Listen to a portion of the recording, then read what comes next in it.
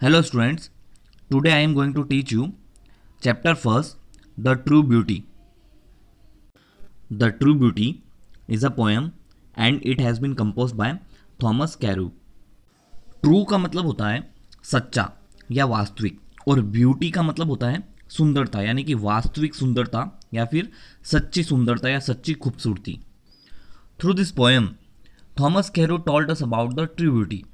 यानी इस पोएम के माध्यम से थॉमस कैरू ने हमें ट्रू ब्यूटी यानी कि वास्तविक सुंदरता क्या होती है, सच्ची खूबसूरती क्या होती है, उसके बारे में हमें समझाया है, उसके बारे में हमको बताया है.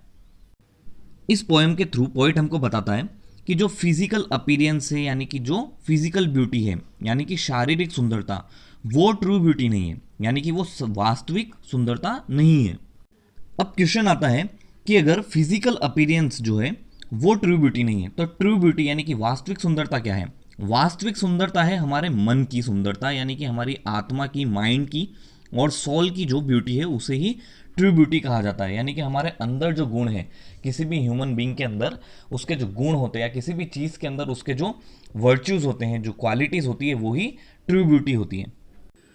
For example in this whole world यानी इस पूरे संसार में कई सारी चीज़ें बाहर से सुंदर दिखाई देती हैं यानी कि उनका फिजिकल अपीयरेंस जो है वो बहुत अच्छा है, लेकिन दे हैव नो वर्च्यूज़ यानी कि उनके अंदर कोई वर्च्यूज़ नहीं है, कोई गुण नहीं है, कोई क्वालिटी नहीं है, तो उनकी कोई भी इंपॉर्टेंस नहीं है. लेकिन ऐसी चीज़ें जो बाहर से चाहे से सुंदर नहीं दिखाई देती हो लेकिन इंटरनल क्वालिटीज़ उनकी, उनके जो इंटरनल वर्च्यूज़ हैं, जो गुण हैं, वो बहुत अच्छे हैं, तो वही ट्रू ब्यूटी होती है.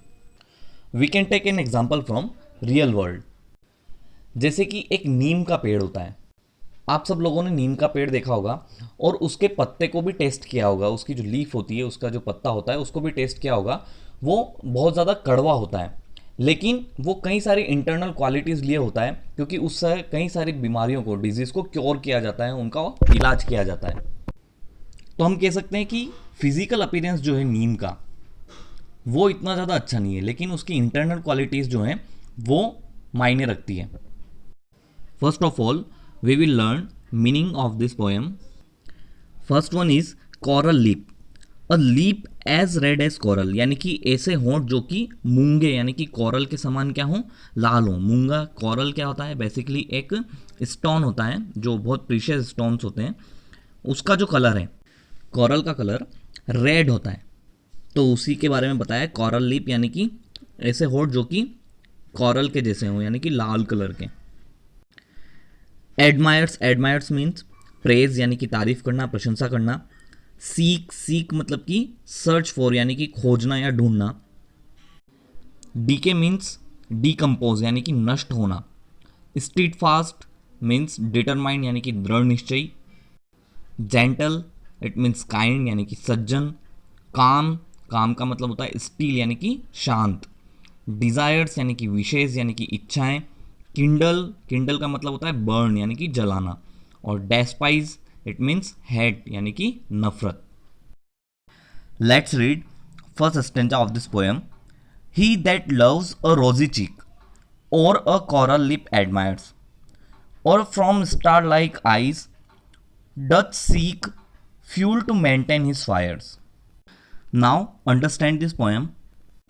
ही that loves a rosy cheek यानी कि यहाँ पे पॉइंट बताता है एक पर्सन के बारे में कि वो किसी दूसरे पर्सन को क्या करता है, लाइक करता है, लव करता है, और उसके रोजी चीक मतलब कि उसके गुलाबी गालों को वो पसंद करता है.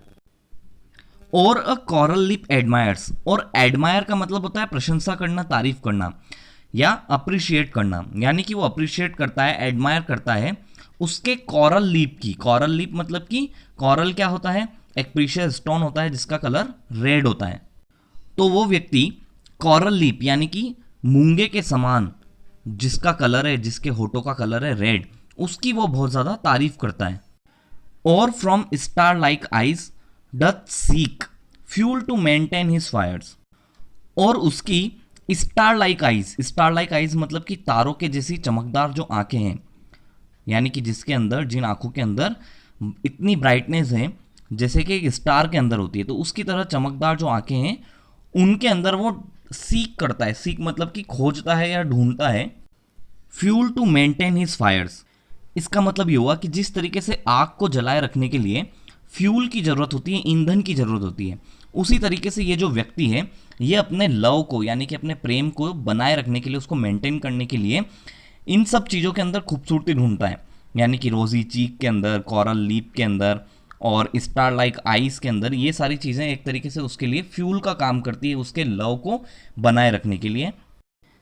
As all time makes these decay, यानी कि जो ऑल टाइम होता है, यानी कि जैसे जैसे टाइम निकलता जाता है, बीतता जाता है, ये सारी चीज़ें क्या होने लग जाती है, डीके। डीके मतलब कि नष्ट होने लग जाती है, सड़ने लग जाती है, खराब होने लगती है। So his flames must waste away, तो उसकी जो फ्लेम्स हैं, क्योंकि अब ये जितनी भी ब्यूटीफुल थिंग्स थी एक तरीके से फ्यूल का काम कर रही थी उसके लिए, लेकिन ये सारी चीज़ें क्या हो गई, अब धीरे धीरे डीके हो गई, खत्म हो गई, नष्ट हो गई, तो ये फ्लेम जो है उसकी वो भी अब क्या हो जाएगी, बर्बाद हो जाएगी, खत्म हो जाएगी। इट मीन्स जैसे ही फिजिकल ब्यूटी यानी कि शारीरिक सुंदरता खत्म होगी, तो उसका जो लव है जो कि उस पर्सन के लिए था वो भी क्या हो जाएगा, धीरे धीरे खत्म हो जाएगा, क्योंकि अब फिजिकल ब्यूटी ही नहीं बची है। But a smooth and state fast mind, gentle thoughts and calm desires, hearts with equal love combined, kindle never dying fires। लेकिन जैसे एक स्मूथ मतलब कि बहुत ही सामान्य, बहुत ही नॉर्मल या शांत, स्टेट फास्ट यानी कि बहुत ज़्यादा दृढ़ जिसका मन होता है, दिमाग होता है, जेंटल थॉट्स यानी कि जिसके थॉट्स यानी कि जिसके विचार जो हैं बहुत ज़्यादा जेंटल है, बहुत ज़्यादा अच्छे हैं, एंड काम डिज़ायर्स, और जिसकी डिज़ायर यानी कि जिसकी इच्छाएं बहुत क्या है, काम है, शांत हैं, hearts with equal love combined. और hearts with equal love combined का मतलब हुआ कि जिसके मन में सभी के लिए इक्वल लव है, यानी कि सभी के लिए, जितने भी लोग हैं सभी के लिए इक्वल लव है, एक समान स्नेह है। किंडल नेवर डाइंग फायर्स, तो ये जो चीज़ें हैं, ये जो क्वालिटी है किसी भी पर्सन की, जो इंटरनल क्वालिटीज़ हैं ये सारी, वो कभी भी इस फायर को डाई नहीं होने देती है, मरने नहीं देती है, ख़त्म नहीं होने देती है। इसका मतलब ये हुआ कि फिजिकल जो अपीयरेंस है यानी फिजिकल जो ब्यूटी है वो तो समय के साथ में क्या हो जाती है, डीके यानी कि नष्ट हो जाती है, खत्म हो जाती है, और इससे उसकी जो लव है, उसका जो स्नेह है किसी भी पर्सन का, किसी भी पर्सन दूसरे पर्सन के लिए, वो भी क्या हो जाएगा, खत्म हो जाएगा। लेकिन जो इंटरनल क्वालिटीज़ जो कि ये है, जैसे कि स्मूथ और स्टेट फास्ट माइंड जो है, जेंटल थॉट्स जो हैं, काम डिज़ायर्स हैं, ये सारी चीज़ें क्या होगी, ये कभी भी नष्ट नहीं होती हैं, तो उस पर्सन का जो लव है वो भी कभी भी खत्म नहीं होगा।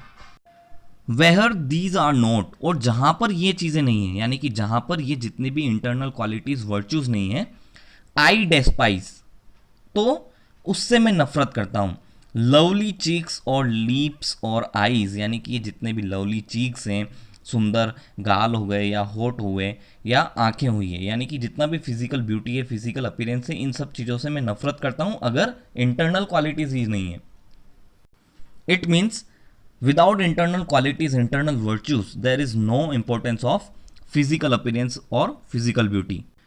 यानी कि जिस पर्सन में या थिंग में इंटरनल क्वालिटीज, इंटरनल वर्च्यूज यानी कि आंतरिक गुण नहीं है, उसके अंदर कोई गुण नहीं है, तो उसकी फिजिकल अपीयरेंस यानी कि उसकी शारीरिक सुंदरता का भी कोई भी इंपॉर्टेंस या महत्व नहीं है। Thank you and have a nice day.